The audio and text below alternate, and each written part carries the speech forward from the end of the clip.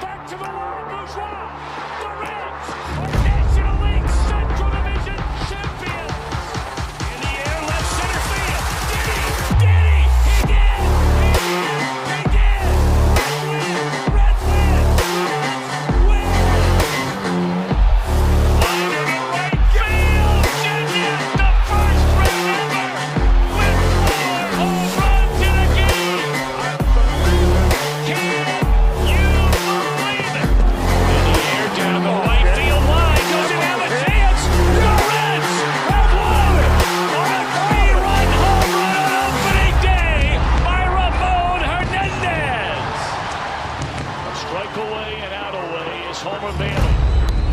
Ground ball to third. Frazier gloves. Throw to first, and Homer Bailey, for the second time in his major league career, has tossed a no-hitter. Oh, gosh. Oh, are you kidding me?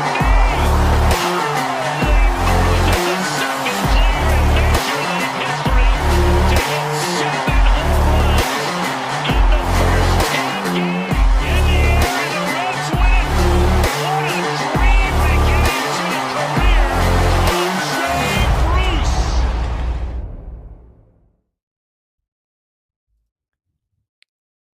All right, Nick. This is going to be one show. It's going to be one of 162. But at this point, that is that excuse or that term that we so often use on a daily talk show. Don't know if it's appropriate anymore because at this point, you got to find a way to win a series. The Reds do not win another series when they have started the series off with a win. These aren't 7-game series. They're not 5-game series. They're a 3-game series that we're talking about here. Again, Nick, I know yesterday you had a little bit of a tough show. I was at the game. I'm sure will spill my thoughts on some of the things that happened yesterday, but then today didn't go well either. And here we are, Nick, finding ourselves on another Sunday night edition of Chatterbox Reds talking about losing baseball. I don't know if you have any opening thoughts here before we kind of get into the traditionals of Chatterbox Reds. Yeah, I mean, definitely a frustrating weekend, disappointing series for the Reds. The Red Sox are a good team, but you gave away a game yesterday, and then today was just one of those games, in my opinion. But it makes yesterday just feel a lot worse. Couldn't agree more. I think yesterday is the game in which you just can't lose. You played, quite honestly, better baseball outside of an inning or two than the Red Sox did all day. And one thing I want to get into before the show's over is just really the starting pitching that we've talked about time and time again, whether it be Hunter Green and or Montas.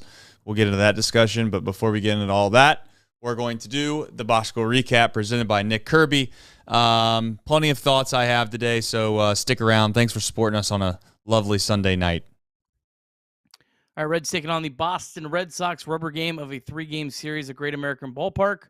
Reds looking for their first ever regular season series win over the Red Sox in Cincinnati. Red Sox were going with a bullpen game. Their opener, Zack Kelly, was only supposed to go 1 to 2 innings, but he made it an entire time through the lineup. He allowed just 1 hit and struck out 3. It was 0-0 going into the fourth. Nick Lodolo had pitched around runners in scoring position in both the first and third innings, but he gave up a homer, 2 doubles, and 2 walks in the fourth, and the Reds found themselves down 4-0. There was also a throwing error on India that allowed one of the runs to score on a play that should have resulted in a double play. David Bell got ejected in that inning, tying Sparky Anderson for the all-time Reds lead in ejections. Bell was upset with the home plate umpire Todd Tishner's strike zone, which he called 3 clear strikes balls on Lodolo during the outing, including a missed strike 3 call on Rafael Devers that started the 4-run inning for the Red Sox. Lodolo's final line, 4 2/3 innings, 5 hits, 3 earned runs, 4 walks, and 3 strikeouts. And then it was revealed after the game that Lodolo pitched on Sunday with a blister. Reds got a run back in the bottom of the fourth on an Elly Cruz double and a Jamer Candelario single. Reds had the tying run at the plate with 2 outs in the fourth and Will Benson, but he got under a 2-0, 94-mile-per-hour fastball for a lazy flyout to end the inning. The Red Sox poured it on with 3 more runs in the top of the 6th off the combination of Buck Farmer and Brent Suter to make it a 7-1 lead. Reds did cut it to 7-4 in the bottom of the 7th with hits from Tyler Stevenson, Jonathan India, Santiago Espinal, and Stuart Fairchild, but that would end up being the final score. Reds fall 7-4. Reds drop their 3rd straight series and are now 36-41 on this season. This is the 8th time the Reds have lost a series after winning the first game. And then one other note from this game, Will Benson was hit by a 97-mile-per-hour fastball on the inside of his left elbow. Benson did stay in the game and run, but he was replaced the next inning in the field. X-rays after the game were negative. Benson is 0 for his last 21 at the plate. All right, we have a deep drive of the day, and it's coming from the Chattanooga Lookouts. Speaking of looking out, it'd be nice if we could get a deep drive in a big league game. That would be cool. Speaking of the deep drive, Yvonne Johnson and Jose Torres both homered to lead Chattanooga Lookouts to their 20th win of the season. They're 20-90. Both Johnson and Torres are former Reds top 30 prospects, and the key indicator and word there is former. Deep drive of the day, they are sponsored by DSC. They are a leader in renewable commodities for biofuel production, specializing in used cooking oil collection, aggregation, and sales. If you didn't hear me right, I said they are a leader in renewable commodities for biofuel production, specializing in used cooking oil collection, aggregation, and sales. Visit www.deepsouthcommodities.com for more information. Thank you to John for supporting us and this team that I think at this point has broken me. I'm not giving up on the season because I have to do a show every night, so there's that. But as far as me believing that I turn the TV on a night-in, night-out basis and expecting to see good, sound, fundamental, clean baseball, not going to happen. It's not going to happen. It's like leaving a 3-year-old in a room and expecting to come back and see it an hour later just perfectly clean. It's just not going to happen. This is what we're dealing with. We're dealing with a lot of players on this baseball team, quite frankly, that are not big league players, or they're not consistent big league players, which I would argue that's maybe the point of being a big leaguer, is having some semblance of consistency to you. Guys that we expected to come in here this year and be offensive producers from a power standpoint, a couple of them are no-shows. And then, of course, the guys that we expected to probably play mediocre defense, they're starting to show signs of that now as well. It's another series loss, Nick. I just think more or less at this point, it's not as much about the series loss to me as it is the way they lose these series. That's the more important thing. I do think that there is some semblance of every team throughout every part of the season in Major League Baseball. No matter how good you are, at some point you will go through a tough stretch of baseball. There's no doubt about it. It happened to the Diamondbacks last year. I'm sure their fan base last year, right after the All-Star break, basically said that they were the worst team in the world. They were probably all trying to fire their manager, and the next thing you know, they were watching the World Series. So I'm not naive to the idea that there can't be some patches of bad baseball. What I'm not naive about, though, is when I watch the player specifically, and I guess I'm talking directly towards Will Benson. We'll get to him later in the show. And some others, they just don't look like big league players. Now, I have a hard time, Nick, of going back and forth between this really tough and this intrinsic thought that I have. Is this David Bell's issue? Is this just not having good enough players issue? Is that a Nick Krall issue? And I never can get a good fundamental, like, solid answer, you know? I will openly admit I think that's the easy way to kind of cop out of this, Nick. I guess all in all, I think Nick Krall has done an admirable job in the short time frame, if you want to call it that he's been here. David Bell's not really had too many great teams to kind of judge him off of. This season got off to a rocky start with the injuries and all those types of things. But then on the other hand, Nick, I'll say that I don't think they have that many good Major League Baseball players on their roster right now, and everybody has injuries. And on top of that, it just seems like on the bases and just baseball IQ as a whole, this team, it just feels like they don't have high-level baseball IQ. And I'll bring up one example, Nick. Candelario, he's been playing unbelievable lately. But it's just like he comes to the plate and there's 2 outs in the inning and Elly's on first base. Elly steals on the very first pitch. And he swings at the pitch, which, okay, all right, if you want to jump on a guy early, so be it. All right, well, you at least you got 1 strike now. Now, at least let him give a chance to get to second base. And what does he do? He literally takes a pitch, and then Elly steals again, and he swings at another ball, I might add. She swung at 2 balls when Elly's trying to get on second base with 2 outs for Candy to get a base hit. That's just one small semblance of a thing that just tells me that I don't know if these guys are just not focused or if it's just like, oh, it's like backyard baseball. Who gives a tail? Just go out there and do your best and see what happens. Now, I know that sounds like some crazy fan take, but sometimes I wonder if there's not enough accountability. Now, I'm not saying they need to throw the temper tantrums, Nick, and do all those things, but it's like there is a fair question to be asked about when Jake Fraley runs into an out at home that seemed unbelievably obvious in real time at the park. When you have Stuart Fairchild in left field multiple times this year, one time he didn't know how many outs there were in the inning, and then there's another time yesterday where I know he made the excuse that Candy was in the way. I don't know, but I'm going on a long rant here. You're going to have to bear with me, Nick. I'm sorry. But Fairchild has been playing on Major League Baseball diamonds in baseball diamonds for how long? You're telling me that Candelario was in your vision? It was a freaking pop-up down the left field line. You let it rip right down the line, brother.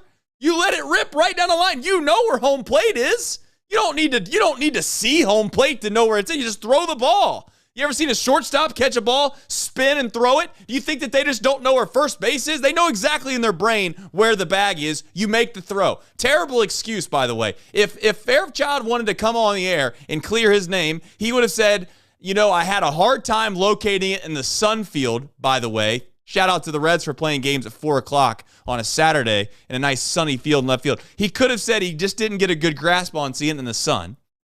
Or he could have said he just didn't get a good handle on it, and unfortunately, he just wasn't able to make a strong throw. But he comes out here telling me that he's telling me that he doesn't know where the base is, which is wild. But I digress. In that other same game, Elly gets picked off at second base. Are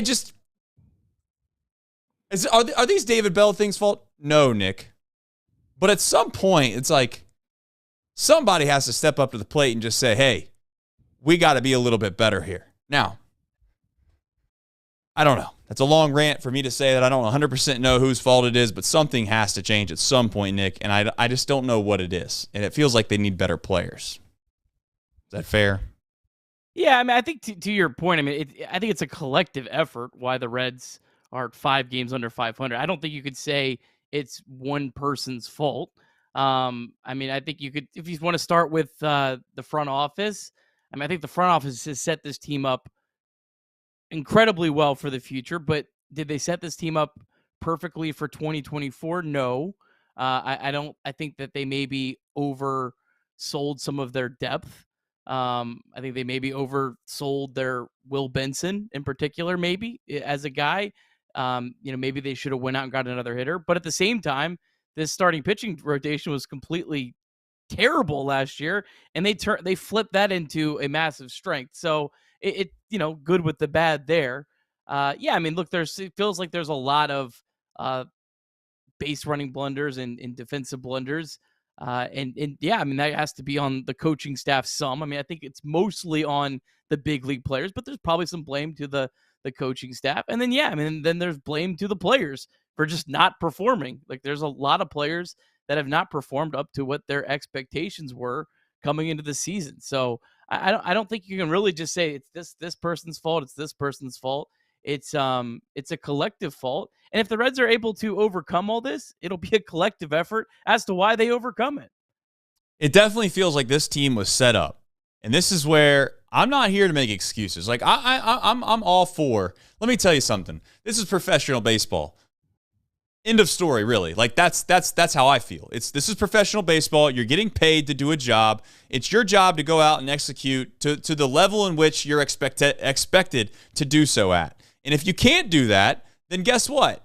unfortunately, in sports, it's a hard life. It's a really, really tough time. You get let go. Somebody else comes in. They try to figure out if they can do it better. I will also admit that I don't think it's just black and white. You fire David Bell, you bring in a new guy, and everything's fixed. We all know that if you have a brain on your shoulders, that's not the real answer either. But I do think that there's some semblance of incompetence when it comes to baseball IQ on this team specifically. Now, maybe that's just because they have a weird hodgepodge, a collective unit of some guys that just don't think through all these situations from time to time. Or maybe, again, there's a little too much comfortability inside the workplace. I'm not suggesting that I know that answer, but I do think that there are times in my life where I've performed better because I did have somebody, what I felt like was standing over my shoulder, making sure that I was doing the right thing, versus it just being like, hey, just kind of go out there and do your best, and I'll trust that you're doing your best. Because, as I will admit, as a young Trace Fowler walking into a weight room, if there wasn't a strength coach in there, your boy wasn't lifting hard, all right? He just wasn't doing it. But if I had a strength coach in there, hawking the facility, walking around, checking out, yeah, I was busting my tail because I didn't want to get called out. So I do think that there's some semblance of that. Now, again, what David Bell does behind the scenes, what he doesn't do behind the scenes, I don't know. But I'll just openly say it falls on everybody. Nick Krall, I give him a lot of credit, but I'll also say, and this isn't like a huge shot at Nick Krall, but I do think it's fair to say that we've not really accomplished anything yet, okay? Just because the pie looks good in the oven doesn't mean it's going to come out and be a nice pie for everybody to eat. And guess what? Food critics don't care about what it looks like in the oven, okay? They care about what it tastes like at the table. And at the end of the day, right now, what it tastes like on the table has been really lackluster. Now, I will admit, last year, they overachieved, possibly. They either overachieved or they were on the precipice of showcasing what Nick Krall has been building. And you can say whatever you want. I'm not making excuses, but this is the facts. They have meaningful guys out, okay? Matt McLain was a very, very pivotal, important piece of this baseball team. Noelvi Marte, like it or not, and I'm not saying Noelvi Marte was going to be a for sure stud, okay? But the reality is that we've gotten bit on both sides of this coin, Nick, and it sucks because one, we haven't got a chance to see these guys play to know for sure if they're actually going to be maybe consistent big league baseball players. So now we're waiting, right? We're going to wait on Noelvi Marte to try to get an idea of what he looks like when he comes back. We're still waiting on the word back from Matt McLain on what he looks like when he comes back. CES we've gotten zero answers from. And that's the most disappointing piece of all this because now what we felt like we were going to get answers to, we still are waiting on answers. And that's if you're a Reds fan and you're upset, I think that's the thing to be most upset about is that not only are we not a consistent, confident, good-looking baseball team with a couple of injuries, which you could argue everybody has, but more so, the guys that we need to find out whether they're going to stick or not stick aren't here. And I will also openly admit, Nick, I'm not saying it's anyone's fault, but if our core is consisted of TJ Friedl and Matt McLain, it's a bit scary considering their injury history. So, and I know there's more guys on the way, Nick. I'm not here to suggest that it's doom and gloom completely. But I just think that Krall has not there's a gap here. Last year, they undervalued what they had, I think. They didn't expect them guys to play as well as they did. And then coming into this year, it's not their fault that they all got hurt, but maybe they overvalued what they had, possibly. Will Benson, I hate to say this, Nick, we got to do something with, which we'll get to here in a bit. I know we're all over the place with me, but I guess we can talk about Nick Lodolo. Yeah, just I think the Reds gambled here, and I thought it was a reasonable gamble. I liked the move. I laid it out yesterday on the show and in the podcast. Reds decided to go with Lodolo against the Red Sox, Spires against the Pirates. Now, if the Reds lose tomorrow, it's going to really feel bad. But then there was the whole blister situation too, which I didn't get to see the end of the game, and I just kind of saw that in passing before the show started. But that kind of threw a wrench in this. I'm assuming I can't imagine they moved Lodolo up knowing that he had the blister. I'm assuming the blister came either after they had already moved it around and they had Spires set to go on Monday and Lodolo set to go today. I mean, again, look, Lodolo was due for one of these starts. So, I mean, I Completely guess agree. the fact that he was due for one of these starts and he had a blister and he had a crappy strike zone, I mean, I think that just, shows how good Nick Lodolo is overall. But you hope, blisters can be something that can not just be one start, no big deal, and kind of goes away, or you've seen it linger for several starts, and you just hope that's not the case, because right now the Reds have set up Nick Lodolo to get the most starts up until the All-Star break, and Lodolo's going to have a couple opportunities if he's able to stay healthy to pitch against some really bad offenses. And man, you really want Nick Lodolo to get those starts against those bad offenses, because you can win a game 1-0, 2-1 with Nick Lodolo on the mound. I thought Lodolo obviously didn't get a couple calls today that were relatively impactful and important.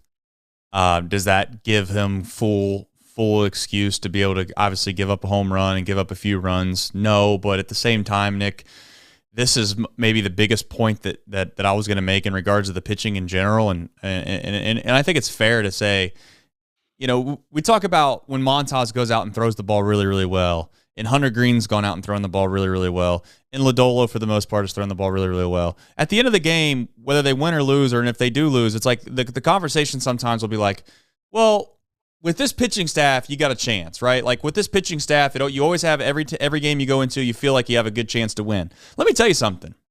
If we can't win baseball games with the way Frankie Montas threw the ball yesterday, and the way Hunter Green threw the ball the day before that, and Lodolo's last start, like, what are we talking about? I mean, Hunter Green went out his last start and absolutely shoved. Absolutely shoved. You can't throw the ball any better. And what do we get out of it? We lose. Why? Because our offense is consistent of, and with all due respect, I'm being serious when I say this, it is the International League All-Star team. And if you don't know what the International League is, you can look it up. It's not in the major leagues. So, Jake Fraley has one home run this year. He has one home run. He has one home run this year. Jake Fraley. Think about our right field for a second, and then ask yourself, do you think that this baseball team is worthy of playing for a playoff spot? We'll find out, but think about that. I mean, throw Nick Martini out there too. Why not? Trace, that home run came over 2 months ago too. It is absolutely crazy, Nick. I've never. It is absolutely crazy. Could you imagine if Elly De La Cruz and I'll give him his. Could you imagine if Elly De La Cruz wasn't like an unbelievable player at 22 years old? I just sometimes you do scratch your head, because how bad was this team? How bad was the core and the group of this team before these young guys got up here? I mean, we're talking really bad. Really bad. Tyler Stevenson and Jonathan India were going to be the poster childs of your Cincinnati Reds. That's what we're talking about here. Yeah, it's just Jake Fraley's just a perplexing season. I know he was out of the lineup today. I don't even know if I saw why he was out of the lineup. But if you would have told me Jake Fraley has a 330 on base percentage, I'd have been like, oh my gosh, he's got to have a 120 OPS plus. No, it's 92, because he has just had his power completely zapped. That's just, it's the weirdest thing. He got eaten by the Monstars. Yeah. Never seen anything like that. I've never seen a player still like perform and like get on kind base. Of, yeah. Like, it's not like you can't even be like, man, Jake Fraley sucks. He's been terrible. He's actually like, he has his highest batting average of his career right now. But he hasn't been a good player. That's just wild. Yeah, no, you're right. I mean, he hit a couple flares the other day. I mean, it's just he finds a way. But my main point with Lodolo, he's a good one. Our starters are like, if we had an offense that was even somewhat close to being as even with our starters, we're having different conversations. Like we're genuinely talking about we're trying to win baseball games to get better positions for the playoffs. That's what we would be doing. But it's unfortunately the 9 guys we run out on there on a daily basis they're not good enough. Simple as that. Interesting enough, we had to cut Connor Capel. I'm not really worried that happened, but it did seem weird. I don't know what the situation was with Tyler Stevenson. Did it ever come out exactly what happened with Tyler Stevenson as to why he was not on the IL, or what was the I mean, you're smiling, so does something come out? Oh, no. Don't bury the lead on Reds minor league. Connor Capel's back, and he was 3 for 3 today. Oh, God. He somehow cleared waivers. Can you believe it? My guess here on Tyler Stevenson is it was something with maybe his throwing or something like that. And the reason the Reds went with the undisclosed injury is because they didn't want the Red Sox to know that he was dealing with a particular injury and for them to exploit it. Because if you know that he has some sort of, I don't know, shoulder or elbow injury, you're going to probably be more aggressive trying to run on him. That's my guess why they were so coy with the undisclosed injury, as it was something along those lines, which makes sense. It does. I'm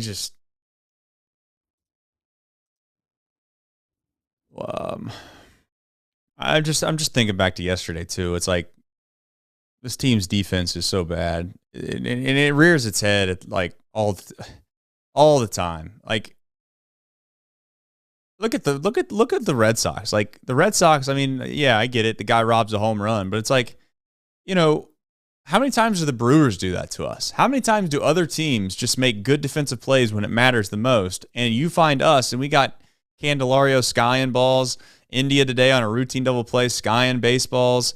Thank the Lord that Lodolo is a damn good athlete, because the first batter of the game today, Candelario almost boots a ball, and he has to throw a BB over to first base, and they call him safe on the field. Thankfully, replay overturned it, but it's just I don't know, man. And what's funny too is, like, I've kind of taken a step back a little bit with Elly's defense. Like, Elly, of all the guys defensively, like that's the last guy we should probably be relatively concerned about when it comes to this baseball team, because everyone else, again, I just hate the fact that what I thought I was going to watch coming into the season is so far from what I'm actually watching that I feel like I've been bait and switched. Yeah, it's frustrating. I did not expect to be 5 games below 500. I mean, the positive thing is they're still only 2.5 games out of a playoff. As bad as they've played at times, as many opportunities as they've had to win series, because the Reds have played pretty well in the first game of the series. And I know there was a tweet I have in front of me that just really laid out how brutal it is, the amount of times the Reds have won the series, and then they've just been terrible in the rubber games, and obviously all the 1-run games. But I mean, it doesn't change the fact the Reds are still 2.5 out of a playoff spot. Whether you want to believe team sucks, whether you want to believe that this team's terrible, you can believe whatever you want. It doesn't change the fact that they're 2.5 games out of a playoff spot, and if they get hot, it's going to completely flip everyone's thoughts of where this team is right now. I'm not disagreeing with what you're saying, but I definitely disagree with the idea that the team that we have is capable and competent enough to win big games. They're not. And I'm not trying to be negative or pessimistic or anything like that.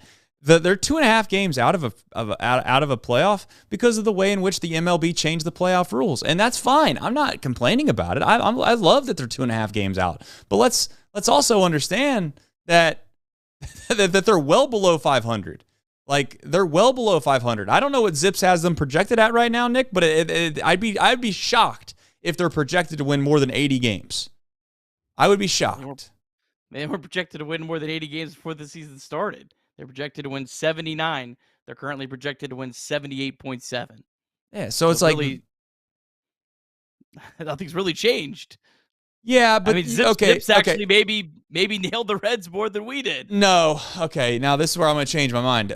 Zips, first of all, if they're going to do this whole thing where they were right about the Reds, okay, that's fine. You can brag and do all that as much as you want. 79 wins with this full group of guys that we had coming into the season. Maybe I'm naive. Maybe I'm blind. I don't believe it for a single second, especially if you're telling me the team that I've watched over the past, call it month and a half. Now, I know that they played good baseball over the last few weeks, but in general, over the last month and a half, they're not, they're nowhere near the quality team that we expected to have coming into the season, and it's pretty obvious. So we'll ultimately hopefully get to find out with Noelve when Nuelve comes back, before we jump into the back half of this rundown, I don't think this was on the back half.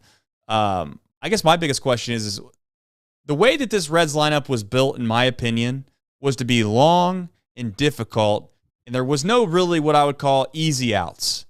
And unfortunately, injuries have made it to where that's no longer the case, and they also don't have 2 or 3 or 4 big boppers that kind of make the lineup, Nick. You know what I'm saying? If they had maybe 2 or 3 or 4 guys that were going to be significantly higher OPS plus, 150, somewhere 150 or above, then I think that you can survive because you're really just top-heavy lineup, and if you get some production out of the bottom half, great. But that's not the way this team won last year. It was 1 through 9. If you can get on base, you can wreak havoc on the bases. But now, I hate to say it, but when you have Stuart Fairchild against right-handed pitching, you have Espinal against anybody, and then you have Luke Maile against anybody to finish up your lineup, you don't have any power or pop at the top, and then on top of that, you don't have anybody at the bottom that you really feel good about extending the lineup. So, Nuelve, how much do you think he changes that, genuinely? I don't know how much he changes the offense. I know he got off to a really slow start last year at AAA, but he's lost right now at AAA at the plate. I still put him on the roster on Thursday, and I don't even think twice about it. I don't care if he doesn't get a hit. The rest of his, I guess he might only have one more game. Right. I mean, because they're off Monday, Tuesday. You would think you're not going to play him Wednesday and then send him out to St. Louis on Thursday. But I mean, he makes your defense so much better. And maybe if Candelario was playing a competent third base, maybe I would say, well, you can leave Marte down a little bit longer. But at this point, what does it hurt to have Nuelve Marte in the lineup? Because what you're going to do is you're either going to push out Will Benson, right, Nick Martini. Espinal doesn't get that much run, but I guess Espinal on a day off. Yeah. Espinal started 4 of the last 5 games. Yeah.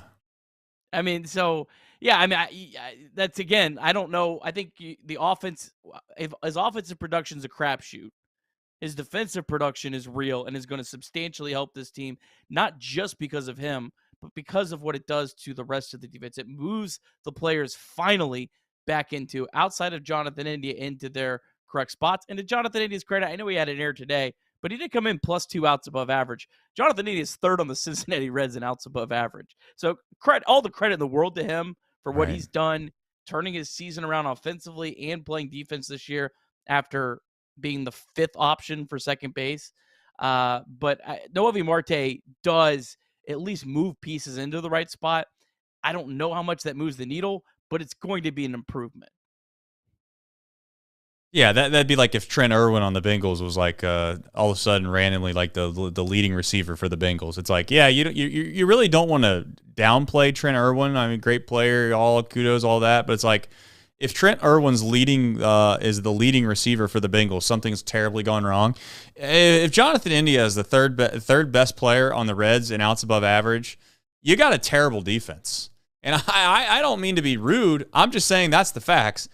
And I give all the credit in the world to India. He has played significantly better defensively. He has. Today, obviously, he had a mishap. He's human. He's going to make errors. So they're all going to make mistakes, clearly. But it just showcases the real issue. And I don't know if that's a priority moving forward, Nick. I hope it is. I hope they're starting to try to find guys that can make plays defensively and think, you know what, maybe they lack somewhere on the offensive prowess that we don't want or we don't like, but they're going to at least give us this. And defense is one of the few things that you would like to think in the game of baseball is consistent. You know, if you can play good defense, more times than not, you're going to do that consistently. You're not going to have these big, long streaks. All right, we have a homestand that we're currently on, Nick. Still got a chance to get some tickets if you're trying to go down to Great American Ballpark. And if you're going to get tickets, there's really only one place to go. Nick, where would that be? Well, you want to go to the Game Time app because the Game Time app is an authorized ticket marketplace in Major League Baseball. That makes getting tickets even faster and easier. Prices on the Game Time app, they actually go down the closer it gets to first pitch. With killer last-minute deals, all-in pricing, views from your seat, and the lowest price guaranteed, Game Time takes the guesswork out of buying MLB tickets. They have all-in pricing. You can toggle this feature, and it shows you the total up front with no surprise fees at checkout. Lowest price guaranteed, or Game Time will credit you 110% of the difference. Take the guesswork out of buying tickets with Game Time. Download the Game Time app, create an account, and use the code CINCY for $20 off your first purchase. Terms apply. Again, create an account, redeem the code CINCY, CINCY for $20 off. Download the Game Time app today. Last minute tickets, lowest price guaranteed. No doubt about it. 988, text it, call it if you need it. Mantherapy.org.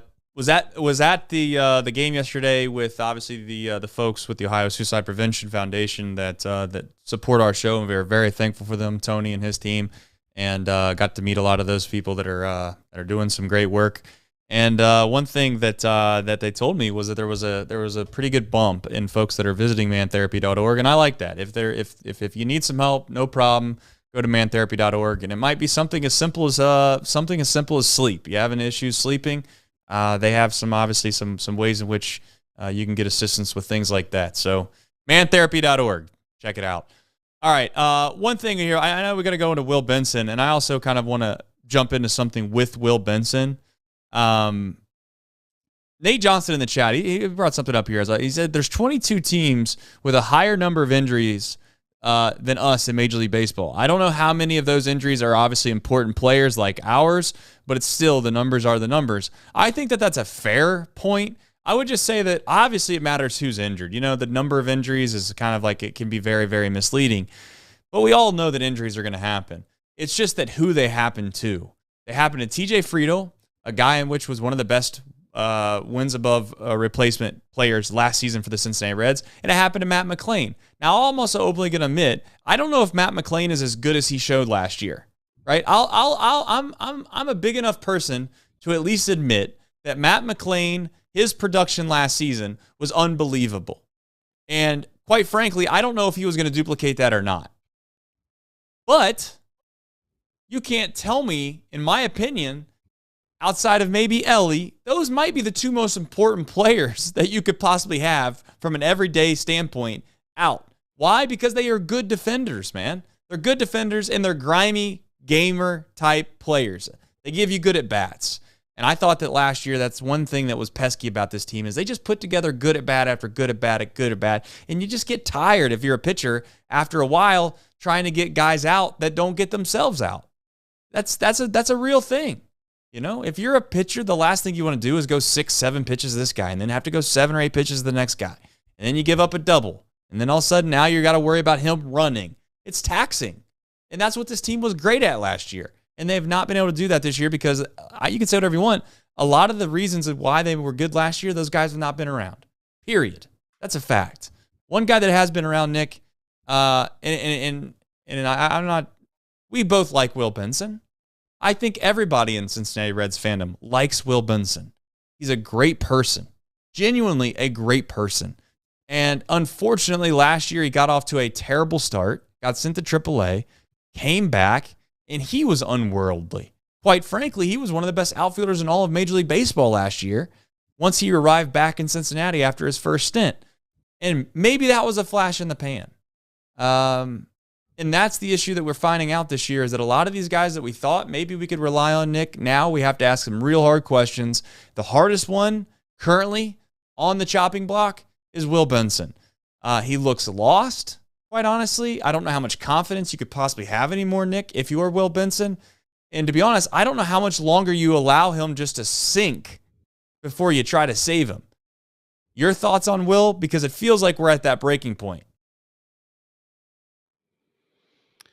Yeah, it's a tough spot the Reds are in with Will Benson, because I fully believe if you're talking who gives you the best chance of winning the next 10 games, it's hard to say that there's anyone at AAA that's better than Will Benson. As bad as Will Benson's been over the last, month or whatever it is, it's hard to say that Will Benson couldn't just magically flip the switch and get hot. He has the power. He has 8 home runs and he's struck out 40% of the time this year. It's almost more of a situation where you have to say what's best for Will Benson long term. Is it continuing to run him out there? Is it, hey, we need to show this guy some more confidence, and we need to, we sent him down last year. We need to show him confidence. Let him try to ride through this in the big leagues. or is it we need to send him down to get right at AAA? I don't know the answer to this. The people that are around Will Benson, the people that know Will Benson, have to make that decision. But I don't believe for a second that, calling up whoever at AAA is going to give you a better option um, than Will right now. So I don't know. It's a tough spot. It really hurts to watch Will struggle like this because I'm with you. I absolutely love this guy. He does everything right. He works hard. He wants to perform. It weighs on him too. His struggles are just really weighing on him. So I hope he figures it out. But yeah, you're kind of in a tough spot where you got to make a decision what's best for him long term. Yeah, I mean, listen, I think this is part of the reason as to why Will Benson wasn't going to stick in Cleveland either, right? Like, I definitely think that they seen, or their scouting department seen, that, hey, this is what you're going to get out of him. He's going to look like an all-star for a week or two maybe, and then he's going to look like he genuinely can't play for the Florence Y'alls for a couple weeks at a time as well. I just don't know if I can competently. This is how I feel, and again, I'm not trying to say that I'm 100% like in the right here. This is just my opinion. I think you are who you. I think you are in life in general. You are what you allow. If you allow losing behaviors to happen and you allow guys to try to figure things out at the big league level, let me tell you something. This isn't a place to figure things out, okay? This is the big leagues. This is where you're supposed to win games. That's your main job. It doesn't really matter all the other fluff that we can sit here and talk about this or that. The reality is that your job is to win. And if you can't win, guess what? Someone else is going to try to take it from you, or they should. And the reality is at this point, my issue more or less with this kind of organization as a whole is that it's always like, let's not step on someone's toes. Let's make sure that they get the best opportunity they could possibly have to succeed. And then if it doesn't work, then we'll take the reins from them. I'm not trying to kill Will Benson. Will Benson, though, quite frankly, for a good baseball team, has zero chance of playing this much. So I think that kind of paints a picture of where this team is as a whole. And I guess that's where I would be the most frustrated, Nick, as someone that wants to point towards the front office, is like, you can't possibly tell me that a guy like Will Benson can play a month of baseball and there isn't anyone in your organization. There's no one in your organization you want to try to just say, maybe, hell, let's give this guy a shot. Which I'm not saying you're wrong, Nick. You're probably not wrong. No. Exactly. But that's my problem. That's my problem. Names. That's my problem. Chat. Name names. I want answers. Tell but me. It's like if there aren't names to replace a guy like Will Benson, then what are we doing? There can't be this big of a gap. There can't be And now again, I'm not trying to kill Nick Krall because I'm sure some of this falls onto the previous regime a little bit here, right? Like it's kind of like this slow moving cycle. So you're kind of trying to crush somebody for someone else's work. But I'll also say, this is the exact reason why when it comes to the draft, they're forced. They don't have a choice. The Cincinnati Reds are forced to take either Bazana or Cadone. They don't have a choice. Why? Because they're two position players. I don't care if they love Chase Burns or not. I will be royally pissed if they go and get Chase Burns. Because my thing is like, I get it. Everyone's going to tell me that you don't want to take somebody that you haven't needed at the major league level for. Well, if we just keep taking arms at the top of the draft, Nick, then we probably are going to get what we deserve when it comes to not having anybody to be able to hit a baseball from time to time. That's how I personally feel about the situation with the upcoming draft. But maybe I'm be proved wrong. Maybe they'll take somebody else. But we need somebody, and we need someone in a hurry to help play outfield for the Cincinnati Reds. I think they should take one of the two hitters, but I don't agree with that. It's only because they need hitting. I think you should always take the best available. If Paul Skeens was in this draft, I think they should take Paul Skeens. I mean, I think you take the best players. If you have too many pitchers, you could always make a trade or something down the line. Again, we thought the Reds had too many bats last year and not enough pitching. And boy, that flipped in about 6 months. And I'm not saying anyone was wrong. I was on the same camp as everyone else. I don't think they're going to send down Will Benson. Now, Will Benson could get put on the IL because remember, he left the game after getting hit in the elbow. Now, I know the x-rays were negative, but he could get put on the IL, and that completely changes it. But if they were going to send Will Benson down, they wouldn't have sent Jacob Hurtubise down 2 days ago because now he's not eligible to come back for a couple weeks. So that I think is your first clue. They're going to let Will Benson ride this out a little bit longer. The only other option would be Blake Dunn. He just got put in the IL today for AAA Louisville. Poor guy got hit in the head for like the third time in 2 years. He would be the only other guy that I could, and that's still squinting. I'm still squinting and saying maybe Blake Dunn could be better. But other than that, I just don't see anyone else. Well, I'd rather have a chance. I mean, I get, here's Will Benson's stretch that he played last year, right? I'm not saying it's being viewed by some people as if this guy has been playing baseball for 8 years in the major leagues, and it's just it's some crazy phenomenon that he's struggling. Okay, the dude struggled at the beginning of last season. No problem. Came back, he played great. But can we also at least admit that, again, Aquino, there's plenty of examples of this, and I'm not just bringing Aquino, but like Aquino was literally the world's best baseball player for 3 weeks. Now, Will Benson played a little bit longer than 3 weeks last year at a relatively high level, but it's like, I'm just so sick and tired of falling in love with players and or sticking with players because we just want to see it all the way out. All right, that's fine. But put it the way, that's not a real winning organizational mindset. That's how I view it. Now, I'm not saying I'm right, but I will say you are what you put up with. And putting up with a guy that hasn't hit water falling out of a boat for a month and a half out there, quite frankly, is a joke. Trust me, if there was a player crushing at AAA, I'd say, yeah, absolutely, make the move right now. You should have made the move a week ago. I just don't think that there's a better option. But if the Reds think it's better for Will Benson, then yeah, I say just, eat it right now. It is what it is. It's probably not going to change anything at the big league level right now. You're probably still going to have a hole there. Yeah.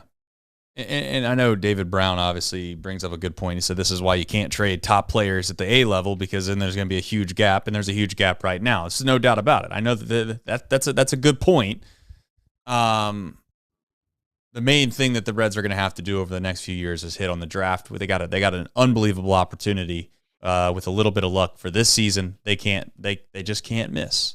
Simple as that. They can't miss. And I will openly admit, if they are completely out on one of those top two guys that we mentioned, either Travis or Charlie, if they're out on either one of those guys and they want to make a trade, I'm not going to be upset about that or whatever they got to do to get value. I know that there's weird rules about, trading picks and things like that in Major League Baseball, but it can be done. You just got to find a unique way to do it. I'm not opposed to that either, but they just can't miss with whatever they decide to do. I vote Will Benson gets sent down personally. I vote stay, but I don't feel some massive amount of confidence towards it. Fair. All right. Couple guys that are playing well. Try to stick to a little bit of a positive script on this show. India put together some really good at-bats. The at-bat that he had today where he hit the double down the line, unfortunately, Candelario, he's, basically Meals on Wheels. Can't have a chance of scoring from first.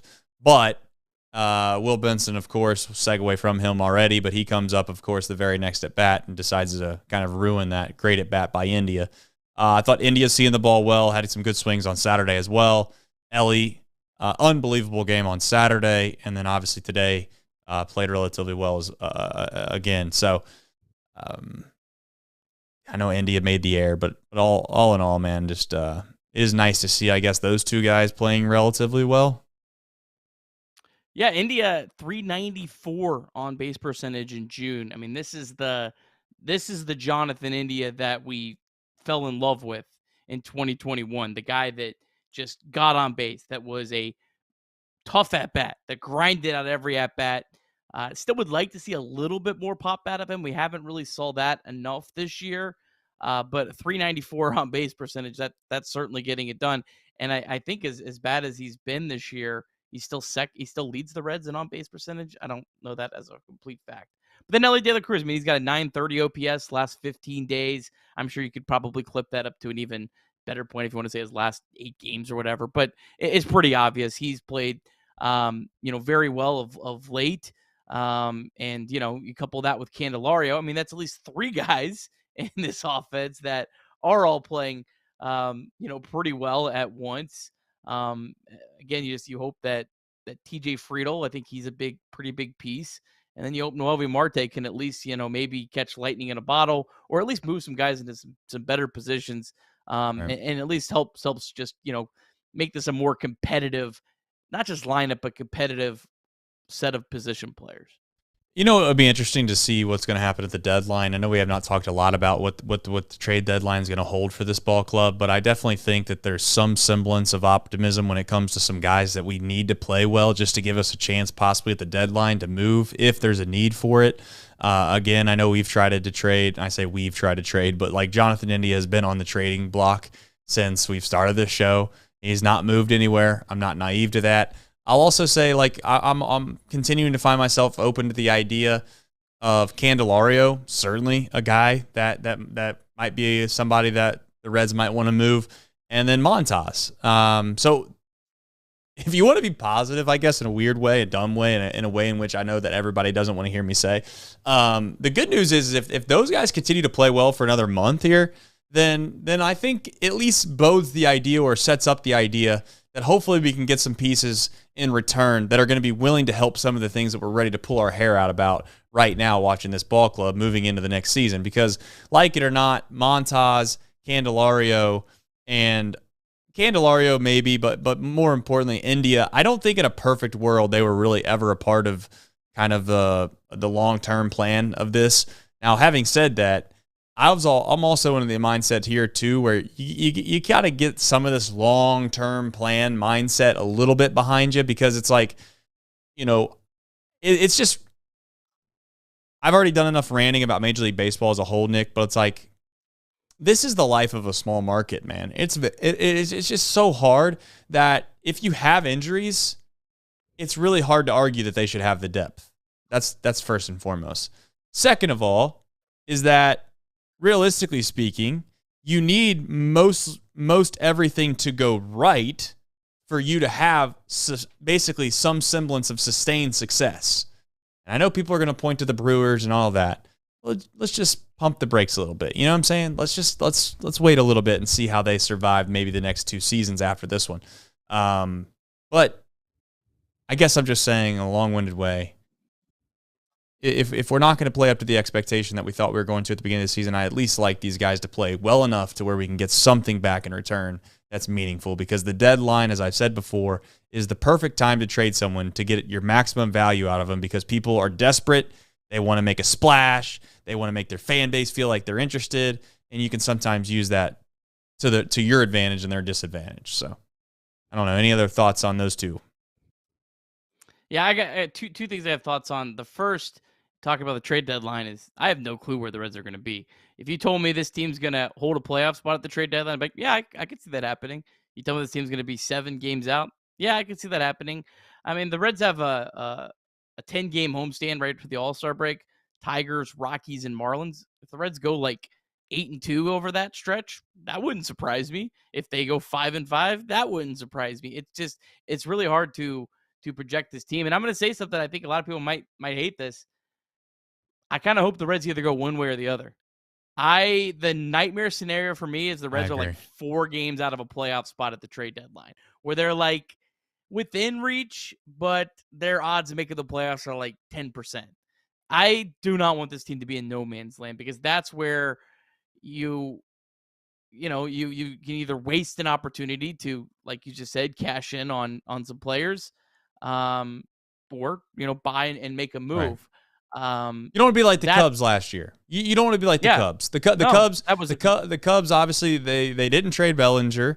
Now I obviously know they re-signed him, that they could have done that anyways, and they obviously didn't get rid of Stroman. And Stroman was a huge piece, like a massive piece. They got nothing out of it, And the reality was because they were kind of in that borderline area of making the postseason or not. Now, to be fair to them, Nick, they were probably in a better position than most teams to make the postseason towards the end of the year. I think they got up to like 95%, and then obviously they blew it because they're the Cubs. But the reality is like, you're right.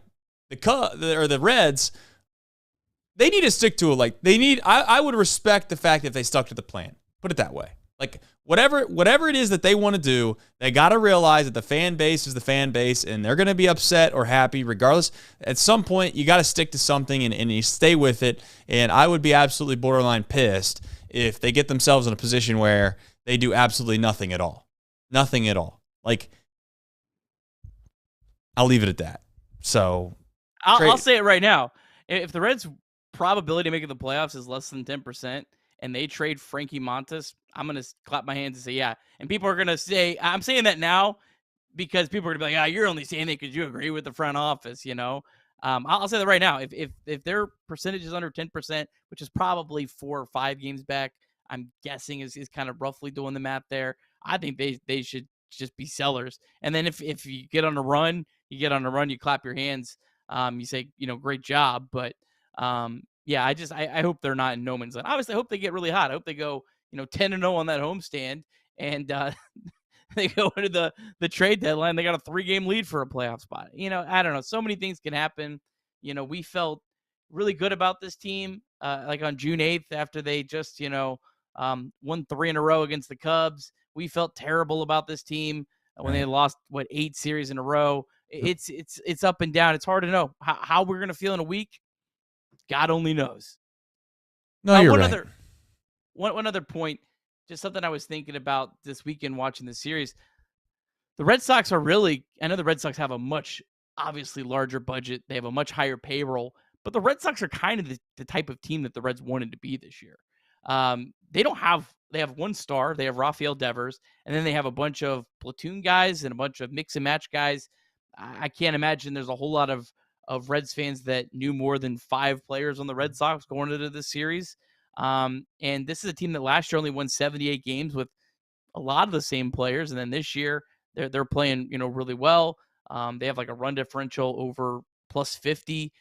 They're right in the middle of a playoff race.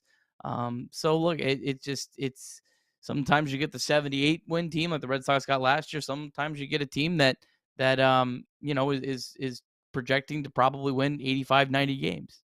Yeah, and last thing I'll say in regards to the India-Elly conversation before we move into Reds and MILB is the Reds are going to have to step up, man, and they're going to have to realize they got a superstar in Elly, and they're going to have maybe another guy or two that they're going to have to find a way to pay. And I don't know how, I hate to say this, but if you can't pay those guys, if you can't pay those, then you just can't be a part of you just can't.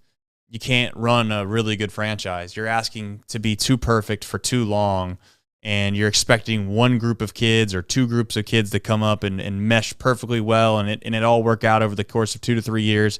And I am well understanding that the financial makeup of a market like Cincinnati doesn't bode to be able to do what the Dodgers do, XYZ. But the reality is that Elly De La Cruz is a legitimate superstar in the sense of the word of what he brings to the table to a fan base and what he brings to the youth and their interest in the game.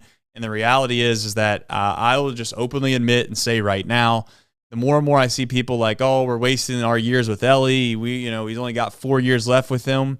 I'll just tell you, and maybe I'm putting myself out there as a fan too much here to say this. If you can't sign Elly, then I'll be frank, it's gonna be hard for me to keep interest in this game. I know that sounds wild, and I know people are like, "Oh, that's the facts." Okay, if the game's not set up in a way in which you can go find this no-name kid out of the Dominican Republic, you give him $60,000 signing bonus, which is basically next to nothing. You build him up. You have to deal with the struggles of him when he's early and young, and then he gets to a spot where he's ready to burst into stardom, and he's an absolute 5-tool player. He's everything that we ever wanted. Maybe he turns into being a Hall of Fame player. Maybe he doesn't. I don't care. My main point is that if that guy can't stay with your team, then forget it.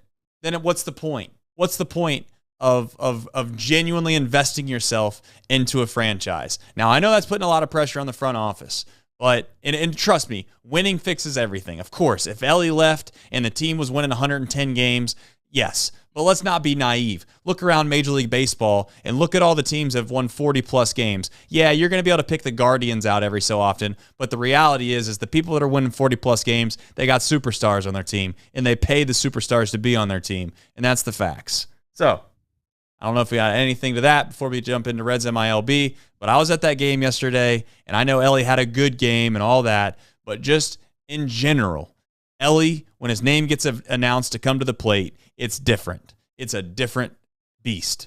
And if you can't see that and you don't think that that's good for your franchise, then it's going to be a damn tough pill to swallow if it's not just 6 years that I keep hearing. Yeah. Give Elly a blank check. You have to sign this guy. I think this offense, this first half, personifies it even more. I mean, like, Elly De La Cruz has maybe been the Reds' most consistent hitter, and he's been crazy inconsistent. He's 22 years old. This guy's a 118 WRC plus. Again, what he's doing this year, it's not done often. People go, Ronald Acuna hit the ground running, and why can't he be like Ronald Acuna?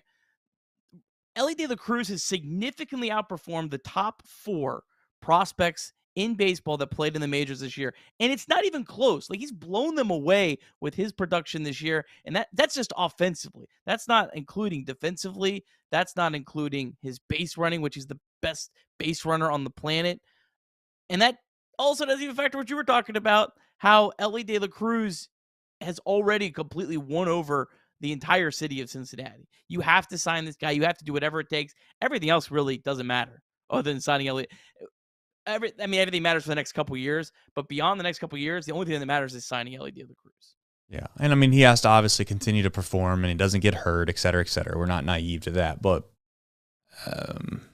we'll see. It's going to be an interesting time here in the next couple of years to see kind of where this Reds franchise goes. I also want to openly admit, too, they absolutely, as long as Hunter Green stays healthy, that is an unbelievable deal that they got for Hunter Green. So I hope they take advantage of that as well. All right. Anything to add here before we jump into Reds MILB? Before you jump into Reds MILB, I'm going to do a couple supers. Daniel Myers, he's coming in tonight with the super chat. He says, fire Will Benson. That's his 10th super. So shout out to Daniel. Thank you for that. And he also says, bring up Hurt, send down Billy Baseball. Daniel, here's the thing. Like, I'll openly admit as well, Hurtubise is not a Major League Baseball player either, I don't think. To be fair, I just... You can't call him up, though. He was just optioned. So, unless Will Benson's hurt and goes on the IL, that's the only way that you can get around that. He's not available to be called back up for 10 days, 15 days. I think he might just mean he might just mean that when he's eligible to come back up, bring him up. But at the end of all of it, it's depressing to think about because it feels like we got a couple bills due at the house. They're getting ready to turn off our lights, and we're looking around to try to figure out ways in which we can get some income. And the only ways we can think of getting some income are just not ways in which you're supposed to get income for. And you kind of come to this slow realization that you just don't have the goods. That's the truth. We could flirt around it all we want. We could sit here and come up with half-baked plans of how the Reds can become better. The fact of the matter is, I can promise you can mark these words, you can bookmark it, you can clip this up, and you can play this when the Reds are good. You ready? When the Reds are playing in an NLCS, I want you guys to clip what I'm about to say. You do this for me. I want you on June 23rd, 2024, to pull up the box score of this game. And I want you to put that side by side with the lineup that we have playing in the NLCS, okay? And I want you to think to yourself that we used to try to convince ourselves that the team that you're looking at in this box score on June 23rd of 2024 was worth a shit, because they're not. They're not good. They don't have enough good baseball players, period. That's the truth. And when we finally have a really good team that we watch every single night, we'll come to realize that that's the fact. Because right now, we're in a bad relationship. That's the facts. And every time you're in a bad relationship, you don't really realize you're in a really bad relationship until you're all the way out of it and you can see it for what it was, far down the beaten path. And maybe you find a great person to live your life with after the fact, and you come to the realization it's like, damn, I'm super thankful that I have this great person to live my life with. But my God, how in the world did I live with that back then? And that's what's going to happen. I can guarantee you. But we love you. And I love you, and Nick loves you, and we're going to talk about this team every single night. And we got 150 people in this chat that die hard for this baseball team, and that's unbelievably great. But we're not all naive here. We all know the deal. We're going to sit here, and we're going to be upset about this, and we're going to try to burn through the next night because that's all we know. But the fact of the matter is we know it, you know it, and everybody that watches this team on a daily basis knows it. We don't have enough good players. And until we do, this is going to be the same song and dance. And thank God we got some young players that give us a little bit of hope. Because the truth is when you got Espinal playing 4 out of the last 5 games starting, your team sucks.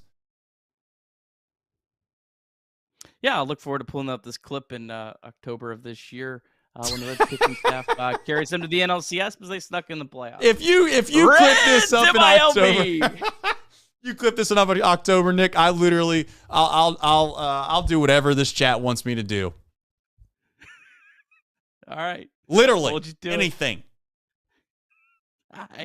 I've seen some comments lately that I don't know if I'd be throwing that anything out there. No, I'll say it. Anything. NLCS with this team. Hunter Green, Nick Lodolo. Yeah, I watched Andrew Hunter Green Abbott. almost throw I watched Hunter Green strike out like whatever it was, a ton of people, and he gave up on almost 1 run the other night, still lost. Yeah, Anyways. you think that's going to flip? Maybe. We'll see. I hope so, Nick. We'll see. Hey, I guarantee you no one thought the Arizona Diamondbacks last year at multiple stretches. Not one stretch, not one bad stretch. They had like 5 stretches where no one thought that team was even going to win 70 games. Hey, their pitching they stuck in. I mean, do we not think Hunter Green and Nick Lodolo and Andrew Abbott are capable of doing what Zack Gallen and Merrill Kelly and Brandon Pfaadt did? No, but I'll also admit that, to be honest, if this pitching staff throws the ball as well as they've already thrown it, I'll be shocked by the end of the year. I'm not trying to be super negative, but I'm just saying, like, I don't know if the starting pitching's this good. Maybe it is, but it's this good, and the Reds are 36-41. Same thing the Diamondbacks were at times. I know. I'm just saying, though, like, let's not act like it can't go the opposite way as well. Like, the pitching might not throw the ball that well, and here we go. Very well could. It could. But I honestly have no idea where the season's going to go. I could see it going a million different ways.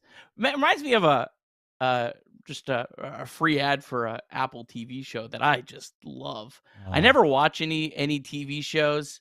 Now I can't remember what it's called. Dark something. It's really good. It's about like your life going different ways. It's really cool. I only watch it because I feed the baby at the middle of the night and put on a TV show. It reminds me of that. Free ad. Shout out to the show named Dark Something on Apple TV. Check it out. It's Dark really Matter? good. Dark Matter. It's a banger. It's a good show. Check this out. I've been hooked. All right. I might check it out. I never watch anything bad on Apple TV. They have great content. All right, Reds MILB.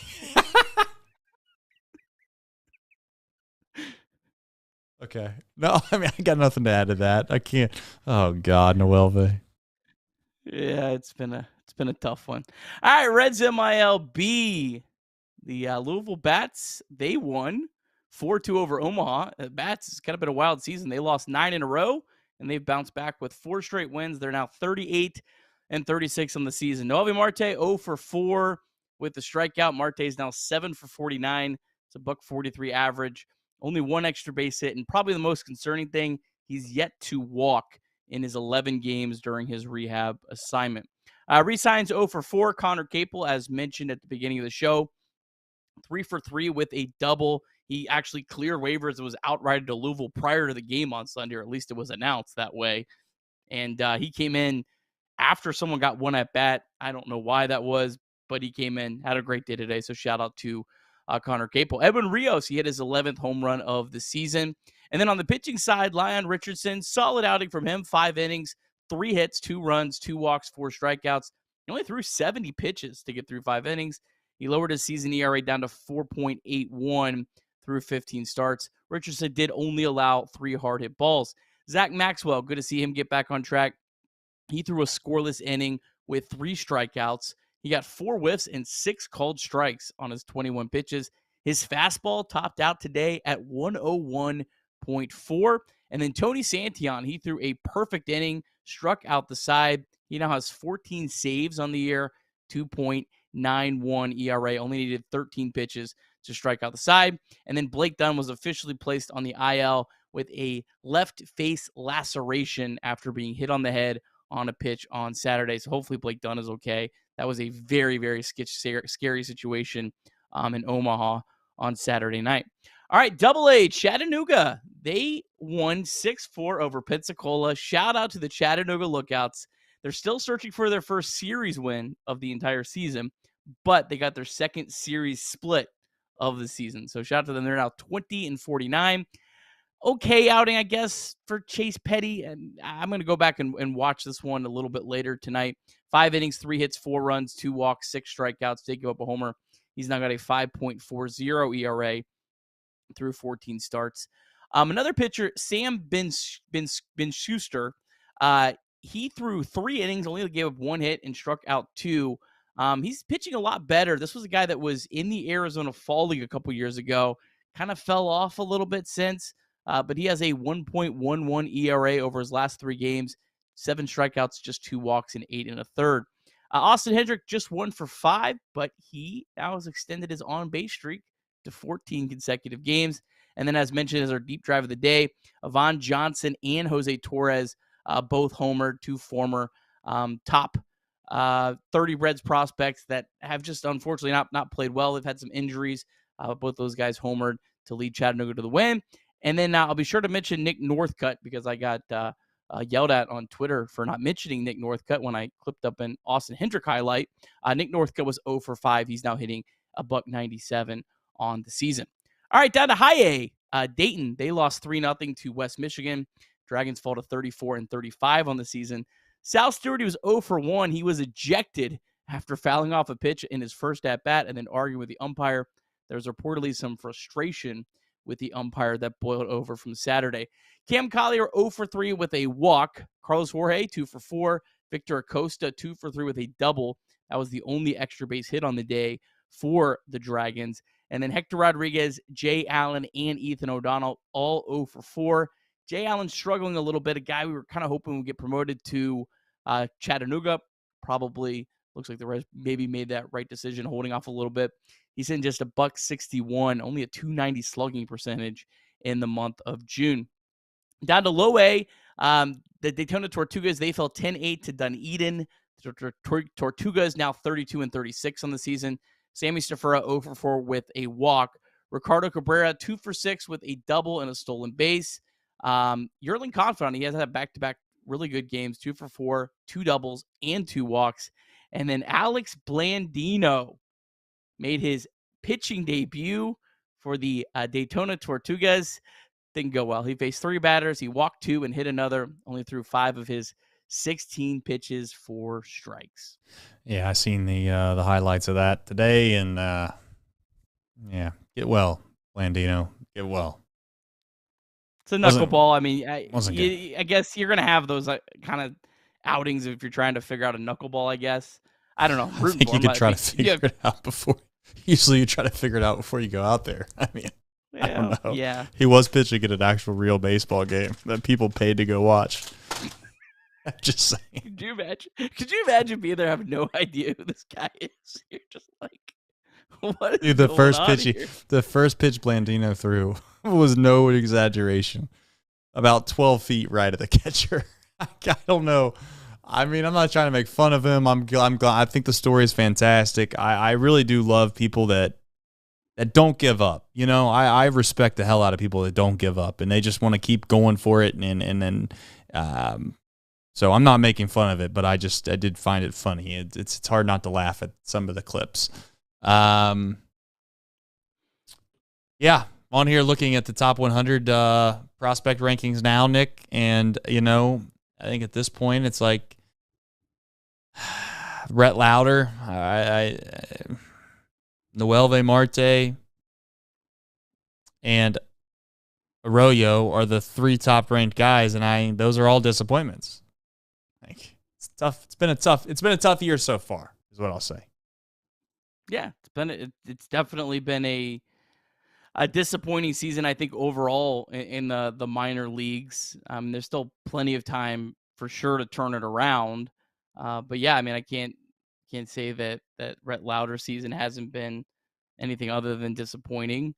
I mean, I don't think there's any reason to lose hope at all. The guy's made like 8 or 9. Yeah, I'm not worried about it. Starts at this point, but I was hoping he would dominate right away and get up to the big leagues by September, and that clearly is not happening. Connor Phillips, Chase Petty's looked really, really good his last start. I was very impressed. Today seems like he took a step back. And then, yeah, I mean, and then just the biggest problem is that the offense, there's a lot of really, really good players at Dayton. They're not really collectively performing as well as I think we would have all hoped. But even still, they're just so far away that it's hard to see any of them even remotely helping this team in any substantial way before like 2026. Yeah, no, you're right. I just unless someone just goes on a crazy Elly De La Cruz type run. We need to get lucky. Yeah, hate to say that, but we need to get lucky. We need one that we can't miss on the second round. This second pick, number 2 overall. And then we need to get lucky on like one of these 3rd or 4th rounders, Nick, that just ends up kind of being a guy.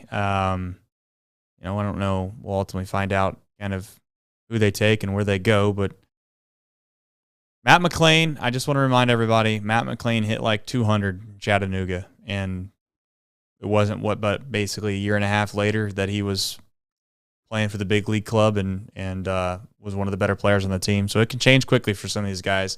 And I'm not going to overly too concerned about Brett Lauder. That's for sure. All right, moving forward here, we got another baseball game, and it's coming right around the corner. The Pirates coming off a loss. I think they lost to the Rays today, so they'll be coming in hungry. Little who, what, when, where, and why, Nick. No Paul Skeens. I know that for a fact. We're missing him because he threw today. Yeah, Reds will miss Paul Skeens and Jared Jones, so that's a pretty big benefit to the Reds in the series. Yeah, the Pirates coming off a series loss to the Tampa Bay Rays. Monday is Carson Spires up against Bailey Falter. Obviously, both of these pitchers saw their opponent last week. Bailey Falter, we'll start with him. That was the one game the Reds won, but it was just a 2-1 win. The Reds had a ton of hard hit balls against Bailey Falter, but only had 2 runs to show for it. Gave up 7 hits. They give up 1 homer. So hopefully that can those hard hits can happen again, and they actually turn into hits this time. And then Carson Spires, obviously he really struggled out of the gate in his first start of the year for the Reds. Gave up 4 runs in the first 2 innings, but then he really settled in. He retired 13 of the last 15 batters that he faced. So hopefully he can build off of that and get the Reds back on track. The rest of the series, Tuesday's a 7-10 game as well. Hunter Green for the Reds. The Pirates have not yet officially announced the start. It would probably be Mitch Keller. And then Wednesday's a 1-10 game. Andrew Abbott likely would be a bullpen game for the Pirates. So, Trace, I thought on paper, the Reds should have won the series against the Red Sox by the way it played out. But on paper, the first 2 matchups were not really suitable for the Reds, and those happened to be the 2 games they won. The Sunday matchup, the game that looked best on paper, they didn't win. So I say all that to say, the series on paper, though, looks pretty good for the Reds. I mean, this looks like if you're the Reds and you're going in to play the Pirates, you're in your home ballpark. I mean, you really couldn't ask for better matchups than what the Reds have been given.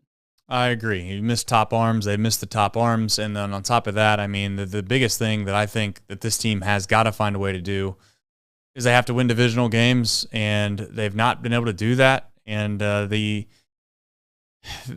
fact is, and I keep seeing it in the chat, like 2.5 games out of a wild card spot. And I know that seems absurdly ridiculous, and I think that it is. I don't think that this team is even. I think it's almost like if you watch this team play for 3 or 4 days and then you bring up the playoffs, you just, I don't know. It's hard not to laugh, honestly.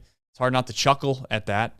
But you've pointed it out time and time again, and it is true. Our starting pitching has been very, very good. Our bullpen's been pretty good outside of a bad spot here and there. Maybe they'll fool me. And I just want, for one time, Nick, if you win a game on the opening game of a series, let's find a way to win a series. Like, this is becoming too common of a trend, Nick, where you find a way to win the first game and you don't close it out. I don't know if it's just they get relaxed. That doesn't seem right. But it feels as if they've got to start winning series, and they got to start winning soon. I get they're only 2.5 out. I understand all that. But the reality is that you got to jump so many damn teams, Nick, that at some point you got to find a way to win more games than you lose. And we can't keep playing this game for that much longer, in my opinion, of saying, well, they played well, but, didn't work out. It's nut cutting time. And it's about time to start cutting some nuts, if you know what I'm saying. Yeah. I think most of the way the series have played out, I think most of that is happenstance. But having said that, I mean, it's certainly, these guys are humans, and when you constantly keep losing the rubber games, it's going to eventually probably get in your head at some point and be something that, you start thinking about, and you're like, yeah, man, we have to win this because we keep losing all these rubber games. And it can almost, I don't think there was really anything they did to necessarily like lose all these rubber games, but it could get into a situation where it becomes a problem because it becomes like almost a mental hurdle that you have to get over. But I mean, the Reds jumped all of those teams a week ago and held a spot. So yeah, you're one good stretch away from getting in there. And I would just say, I imagine fans of the Nationals, Diamondbacks, Mets, Pirates, Cubs, and I don't know, maybe even the Padres, maybe not the Padres, but Cardinals. I would imagine Giants. I would imagine all those teams probably feel a lot of the same feelings that us Reds fans feel. They may. They very much may. The only thing I would add is that this team has to have guys that come back and start that there's no room for error, and that's the only other thing that kind of is a little disheartening. We need to elevate Marte to come back and be really good. We need Matt McClain to come back in August and be really good. I don't know if that's fair. But that's what they need. And maybe if they're around it, or they're hanging around it, or they're in it at the deadline, Nick, maybe they find a way to make a trade and kind of get a serviceable piece. Or they might not. We'll find out. But till then, we'll keep riding this roller coaster that is Reds fandom. I don't know. I don't know if I'd wish it upon anybody, Nick, to be honest. I'm happy to be a Reds fan. Good days are coming. I'm sure that got a good response. No, I do understand the frustration, though. Hey, all we can do is look forward to the next game and say a little prayer, and hopefully some of these guys that we thought were going to be a little bit better start to play a little bit better, and that's basically specifically Will Benson. If you have any kind of faith, maybe you don't have faith. Maybe you're just the kind of guy that just, or gal, that just goes through the motions every day, and you're not really sure, what to believe, what not to believe. That's fine too. But I just say something for Will Benson. Maybe you got a lucky coin at home. Maybe sneak that down to a Reds game and flip it to him. So we need to get him back on track. And if he gets if Will Benson can get back on track, so can your Cincinnati Reds. And we'll be back better than ever to talk about it tomorrow on Chatterbox Reds. Thanks for joining us. Like the stream.